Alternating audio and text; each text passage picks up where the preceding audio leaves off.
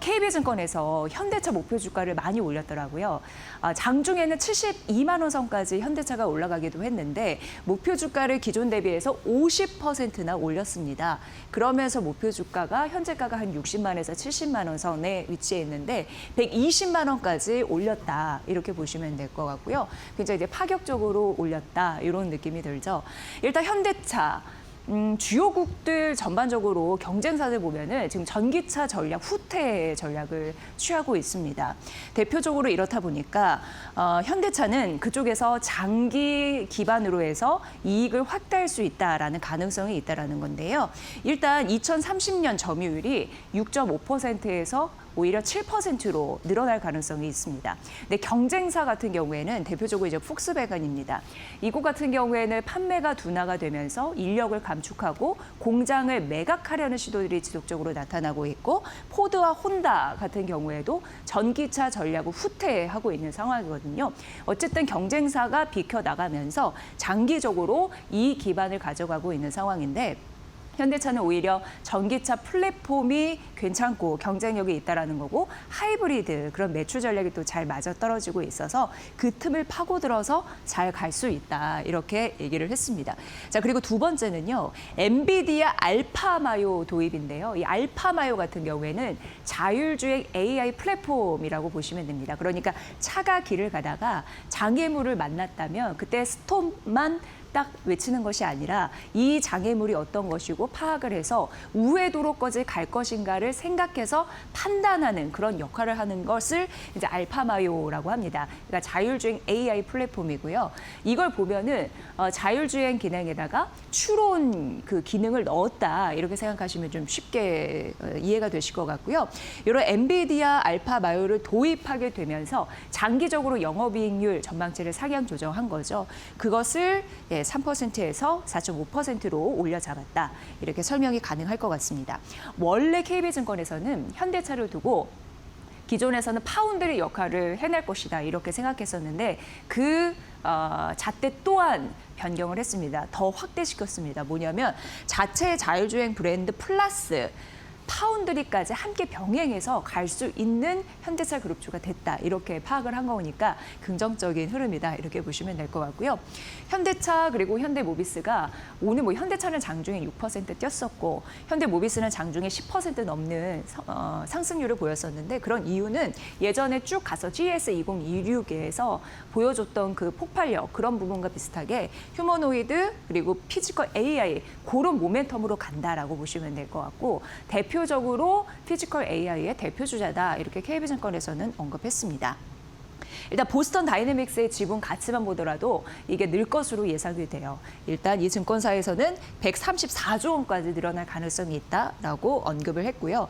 지금 현대차 그룹주의 시총이 200조 정도입니다. 그런데 도요타가 441조 원이거든요. 그런데 자율주행과 피지컬 AI 시대에 든든한 버팀목 역할, 더 나아가서 선두주자의 역할을 해준다면 도요타를 올라갈 수 있다라는 데에서 포인트를 잡았거든요. KB증권이 이렇게 목표 주가를 많이 120만 원까지 올린 이유 여러분도 잘 살펴보시면 될 것 같고요. 다음 페이지는 현대모비스입니다. 오늘 상대적으로 시장 쉴 때 괜찮은 흐름을 보이고 있고 장중 10% 상승세 보여주기도 했습니다. 역시나 현대차와 같이 로봇 밸류체인에 속해 있기 때문에 이 모멘텀으로 오늘 장중 10% 갔다라고 보시면 될 것 같고요. 신한투자증권에서 목표 주가를 올렸는데 90만 원으로 올려잡았고 올해 영업이익과 내년 영업이익 추정치를 상향 조정을 했습니다. 그래서 올해 영업이익은 1년 사이에 8.6% 성장할 것이다. 내년은 12% 정도 추가적으로 오를 것이다. 이렇게 얘기를 했습니다. 현대모비스 같은 경우에는 굉장히 다양한 사업 포트폴리오를 확보하게 됐습니다. 그런데 현금 창출력, 든든한 호주머니는 AS 이쪽에서 사실 있습니다. 그래서 AS 부품에서 워낙 잘해주다 보니까 밸류에이션의 하단이 무너지지 않고 이걸 견고하게 지키는 그런 역할을 해준다는 것이고요. 여기에서 현금을 잘 벌어다 주다 보니까 전장, 자율주행, 로봇 이런 부분 앞으로 현대차 그룹이 많이 투자를 하게 될 텐데 그 주머니를 대준다. 그러니까 안전 안정적인 그런 역할, 투자에 대한 그런 모멘텀을 가져다 줄 것이다. 든든한 자금줄 역할을 해줄 것이다. 이렇게 보시면 될 것 같습니다. 그리고 이제 SDV 전환인데요. 이거는 하드웨어에서 자동차 업계가 소프트웨어의 역할을 하게 된다. 이렇게 보시면 될 것 같은데 글로벌리 현대차 그리고 기아 같은 경우에 만에 하나 한 700만 대에서 800만 대를 팔게 될 경우에 그리고 SDV 전환을 봤을 때 차량 한 대당 10만 원씩만 오른다고 가정을 해봐도 연간 7천억 원에서 8천억 원 정도 매출이 증가할 가능성이 있다. 이렇게 분석 데이터를 내놨습니다. 보스턴 다이내믹스 아틀라스도 주목이 되는데 여기에서 봐야 될 것은 액추에이터입니다. 2030년 5만 대 판매를 할 것이다라고 가정을 해봤을 때 2조 정도 매출이 가능하거든요. 그러니까 AS 부품, 자동차 부품주뿐만 아니라 이런 SDV 소프트웨어 관련해서 그리고 액추에이터까지 다양한 품목 변화를 통해서 피지컬 AI 시대를 선도해 나갈 수 있는 현대차, 현대모비스 그러니까 목표 주가를 좀 가파르게 올린 그런 영향도 있겠지만 큰 줄기 안에서는 이렇게 움직이고 있다는 점 말씀드립니다. 앞으로도 현대차 그룹주 얼마나 비상할 수 있을지 좀 잘 보시면 될 것 같고요.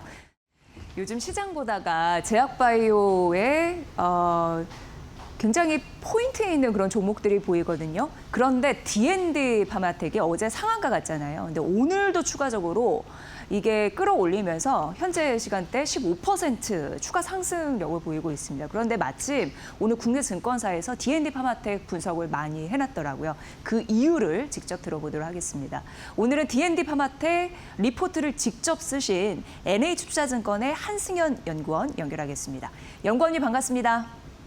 네, 안녕하세요. NH투자증권 한승현 연구원입니다. 네. 어제 D&D 파마텍이 30% 그러니까 상한가 갔고 오늘 추가적으로 15% 올라가고 있습니다. 좋은 소식이 있더라고요. 직접 소개를 좀 부탁드리겠습니다. 네, 맞습니다. 이게 D&D 파마텍이 이제 기다리던 매시 데이터가 어제 이제 공시가 나왔고요. 그리고 이제 학회가 EASL이라는 학회에서 상세 데이터가 공개가 되었습니다. 그래서 시장에서 예상을 했던 수준보다 데이터가 좀 잘 나오게 되면서 이제 어제 상한가를 갖고 이제 오늘도 주가 강세를 보이고 있는 모습인 것 같습니다. 네, 리포트 보니까 데이터 서프라이즈 이렇게 되어 있던데 근데 연구원님 이 메쉬라는 게 뭔가요? 최근 제약바이오 섹터에서 메쉬 하는데 좀 어려운 개념 같더라고요. 쉽게 설명 부탁드리겠습니다. 메시는 이제 쉽게 말씀드리면 지방간염이라고 생각하시면 될 것 같아요. 그래서 지방에 이제 뭐 염증이 좀 쌓이고 그러다 보니까 지방간염이 쌓이면서 염증이 발생하고 섬유화가 일어나는데 이게 지방간염 같은 경우에는 저희가 이제 알코올 때문에 발생할 수가 있고 그리고 알코올이 아닌 또 다른 대사질환 때문에 발생할 수가 있는데 쉽게 말씀드리면 메시는 알코올 외의 요인 때문에 지방간염이 생긴다. 요런 걸 메시라고 부르고 기존에 없던 시장인데 새롭게 조금 열리고 있는 적응증이다라고 볼 수가 있을 것 같습니다. 네, 그러니까 알코올 이외에 또 다양한 요인 때문에 지방 간염이 생기는 걸 메쉬라고 하는데 새로운 적응증이다. 이렇게 쉽게 설명을 잘 해주셨습니다. 그럼 임상 데이터 어떻게 서프라이즈로 나왔는지 좀 설명 부탁드릴게요. 일단은 저희가 메시 치료제가 FDA 허가받은 약물이 2개가 있고요. 그리고 추가적으로 이제 여러 파이프라인들이 이제 임상 후기 단계에 진입을 해 있는 상황입니다. 그래서 저희가 임상에 비교하려면 기존에 있던 치료제들과 새롭게 올라오는 이제 파이프라인들과 데이터를 비교를 해야 되고요. 저희가 메시를 보게 되면 어제 나온 데이터는 48초 차 조직 생검 데이터입니다. 그리고 환자분들의 실제 이제 간을 이렇게 떼서 조직 생검을 하게 되는데 이제 저희가 보는 평가 지표는 메인이 2개가 있고요. 첫 번째가 이제 메시 해소율이라고 부르는데 요거를 보게 되면 이제 위약 조정 기준으로 메시 해소율이 한 57% 정도 개선이 나왔습니다. 이제 통계적 유의성도 만족을 했고 두 번째가 이제 간 섬유화 개선, 그러니까 간이 딱딱해진 게 얼만큼 이제 되돌아가는가인데 요것도 이제 위약 조정 기준으로 34% 개선이 있고 통계적 값도 만족을 했습니다. 경쟁사들이 특히나 두 번째인 섬유화 개선과 관련돼서는 임상 이상에서 그 통계적 값을 만족한 케이스가 되게 드문 케이스였고요. 그리고 가장 저희가 지금 임상 후기 단계에서 대표적인 경쟁 약물이 베링거인게람의 서브르타이드라는 약물인데 위약 조정 기준으로 15%를 개선을 했습니다. 근데 저희가 30%대를 개선했기 때문에 일단은 물론 이제 환자군의 약간의 세부적인 차이와 이런 것들이 있긴 하지만 지금까지 나왔던 메시에서 가장 베스트 인 클래스의 경쟁력을 보여줬다라고 평가할 수 있을 것 같습니다. 조직 생겁이라는 게 굉장히 인상적입니다. 그러니까 조직 세포를 띄어서 연구 데이터를 돌렸는데 유의미한 성과가 나왔다라는 거잖아요. 그렇기 때문에 주가가 이렇게 튀는구나라는 생각이 듭니다. 자, 그럼 향후 모멘텀 그리고 투자 전략을 어떻게 가져가야 될지 전략 들어볼게요. 네. 네. 우선은 이게 D&D 파마텍은 크게 보면은 이제 투자자들이 좋아했던 포인트가 두 개였던 것 같아요. 첫 번째는 작년까지는 경구용 비만, 그러니까 먹는 비만약이었고 저희가 라이센스 아웃했던 메세라가 이제 파이자한테 인수되게 되면서 이제 파이자가 D&D의 경구용 비만 치료제를 이제 개발해 준다라는 이제 요런 게 작년까지 가장 큰 투자 포인트였고 올해도 유효합니다. 이제 파이자가 우리 걸 이제 얼만큼 좀 상세적으로 개발해 주느냐, 추가 파이프라인을 개발해 주느냐가 기존에 있던 그 투자 포인트 업데이트가 될 것 같고요. 사실 시장에서 기다리는 두 번째 투자 포인트 이제 메시 데이터였는데 요번에 이제 데이터가 잘 나오게 되면서 그러면 메시 파이프라인도 라이센스 아웃을 기대할 수 있다. 이고 빅파마 향으로 기술 수출을 좀 기대할 수 있지 않을까 싶습니다. 그래서 저희가 지금 이제 시장에서 기대하는 두 번째 요 투자 포인트를 좀 더 상세히 말씀드리면 아마 될 것 같은데 그러면 이제 기술 규모가 얼마큼 될 건가? 그러니까 그 금액과 관련된 거에 대한 시장의 관심이 높을 것 같고요. 저희가 명확히 예상을 할 수는 없지만 기존에 있던 경쟁 파이프라인들이 이제 다른 타겟이긴 하지만 보스턴 테라피틱이나 팔구바이오 요런 기업들이 각각 GSK랑 로슈랑 딜이 나온 적이 있습니다. 근데 특히나 보스턴 테라피틱 같은 케이스에서는 이게 딜 사이즈가 약 20억 달러니까 하나로 약 3조 원 정도의 딜이 일어났고 요것도 이제 임상 이상 결과를 보고 가져간 케이스입니다. 그래서 명확히 애플 투 애플로 비교할 수는 없겠지만 D&E 파마텍의 이제 핵심 모멘텀은 특히나 올해는 두 번째 투자 포인트 그리고 이제 빅파마 향으로 얼만큼의 딜로 나올 수 있는가가 가장 또 넥스트로 좀 더 업사이드를 열어줄 수 있지 않을까라고 생각을 합니다. 네, 경구용 비만 치료제 그 모멘텀은 지속이 되고 또 이번에 말씀해 주신 메시 관련한 파이프라인까지 붙다 보니까 앞으로 기술 수출의 청신호가 켜졌구나 이런 느낌이 듭니다. D&D 파마텍 오늘 정말 궁금했거든요. 쉽게 잘 설명해 주셔서 고맙습니다. 잘 들었습니다. 네, 감사합니다. 네. 한승현 NH투자증권 연구원이었고요. 연구원님 제약바이오 쪽 섹터 담당하시니까 궁금한 부분 있을 때 저희 마켓나우 2부 머니코드에서 픽해서 여러분께 발빠르게 앞으로도 소식 전해드리겠습니다. 기대해 주시고요. 자, D&D 파마텍에 이어서 한 종목 더 알려드릴게요. 녹십자입니다. 그런데 다올 투자증권에서 오늘 아침에 목표 주가를 22만 원으로 상향 조정을 했습니다. 이슈가 있었습니다. 관계사인, 그러니까 녹십자의 관계사인 거죠. 큐레보를 전량 한 20.3% 정도 지분이 있었는데 그것을 일라이릴리에 매각을 했다. 이런 이슈인데요. 큐레보 같은 경우에는 대상포진 이 백신 이게 주력 파이프라인입니다. 2017년도에 이걸 설립을 해서 외부 투자 유치를 받아서 관계사로 이제 변경을 했거든요. 근데 그 관계사의 지분을 이제 전략 일라이릴리에 매각을 했다라는 이슈입니다. 근데 여기가 사실 이제 원천 기술을 보유하고 있거든요. 그래서 지분 매각의 의미에 더해서 사실상 나중에 로열티도 받을 수 있고 CMO 뭔가 이제 만들어서 주는 그런 부분에서도 매출을 끌어당길 수 있다라는 데에서 든든한 모멘텀이다. 이렇게 다올 투자증권에서는 얘기를 했습니다. 조금 더 파고 들어가면은 이게 단독 딜로서만 봤을 때 최대 2조 2천억 원 규모가 될 것 같고요. 합산해서 녹십자는 4,599억 원 정도 받을 것으로 예상이 됩니다. 그리고 하반기 업프론트라고 해서 이게 뭐냐면 하반기에 이제 계약을 일단 하게 되면 무조건 들어오는 돈이다 이렇게 보시면 되는데 그게 한 3천억 원 정도 유입될 가능성이 있다. 이렇게 언급이 됐습니다. 녹십자 이제 큐레보 매각이 끝이 아닌 이제부터 시작이다라는 리포트가 좀 눈에 띄었는데요. 사실 여기가 이제 대상포진 백신이 주력 파이프라인이라고 큐레보가 말씀드렸는데 그 대상포진 관련해서는 유력한 강자가 있었습니다. 그게 바로 싱글릭스입니다. 여기 맨 밑에 있는. 그런데 여기에서 그 치료를 받게 된다면 이 물질을 사용하면 일단 통증 나고 발열 생기고 피로감 같은 것이 나서 1차 접종한 이후에 2차 접종을 환자들이 안 했다고 합니다. 그래서 그런 부분에서 릴리가 워낙 이제 영업력이 우수하다 보니까 앞으로 유통망을 기반으로 시장 침투를 한다면 녹십자가 받는 이익이 더 커지겠다. 이런 연결고리로 설명을 하더라고요. 그래서 큐레보 매각은 끝이 아니라 이제 시작이다라는 의미였고 22만 원으로 상향 조정했다라는 점 말씀드립니다. 오늘 이렇게 제약바이오 두 종목 살펴봤고요. 그리고 오늘 이제 떨어질 때 관심 있게 봐야 할 섹터 여전히 AI 관련해서는 미국 전력 인프라 되겠습니다. 이쪽을 노려라 대신증권에서 언급을 했습니다.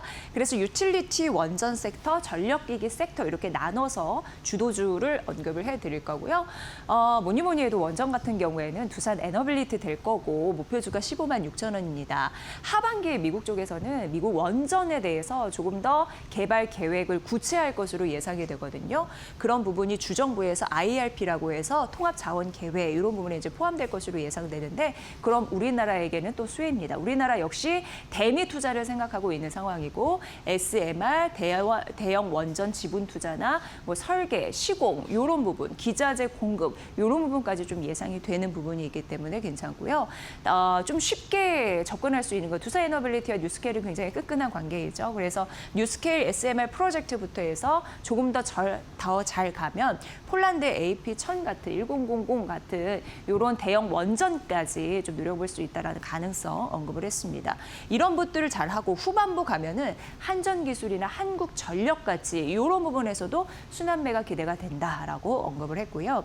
전력기기 같은 경우에는 이제 LS 63만 원, 효성중공업 480만 원 제시를 했는데 이러한 종목들이 올해 하반기에 주가가 재평가될 가능성이 굉장히 높다 이렇게 언급이 됐습니다. 워낙 미국 전력기기 수주 양적 질적인 성장 도약이 가능하기 때문에 수혜를 입을 가능성이 높다라는 부분이고요. 예전부터 초고압 변압기, 초고압 차단기, AI 데이터 센터 배전기기, 그리고 배터리 에너지 저장 장치용 직류 전기 이런 부분뿐만 아니라 해적 케이블 이런 쪽으로 변하기 때문에 굉장히 다변화된 포트폴리오 그리고 진화, 혁신 속에 긍정적인 모멘텀이 있다라고 파악을 했습니다. 그래서 그 관련주로 LS와 효성중공업 하반기 주가 재평가 노릴 가능성이 있다고 하니까 이 부분 주도주 잘 챙겨서 조정 시 매수 전략 이런 부분 꼼꼼히 찾아보시기 바랍니다. 네, 그리고 SK텔레콤, 하나증권에서 이제 통신주 이런 섹터 봐주시는 연구원님의 리포트였는데요. 뭐 LG 플러스 그리고 KT, SK텔레콤 이렇게 있는데 SK텔레콤은 여전한 1등이다라고 얘기를 하더라고요. 그래서 목표 주가 14만 원이고요. 작년 같은 경우에는 KT가 SK텔레콤의 시총을 넘어서 흐름들이 있었는데 지금 SKT의 시총이 KT의 1.6배입니다. 그리고 이 차별화된 이런 흐름들은 앞으로 SKT 텔레콤이 조금 더 가져갈 가능성이 있다라고 언급이 됐습니다. 그러니까 경쟁사 대비해서 프리미엄을 유지할 수 있는 가능성에 대해서 언급을 한 거고요.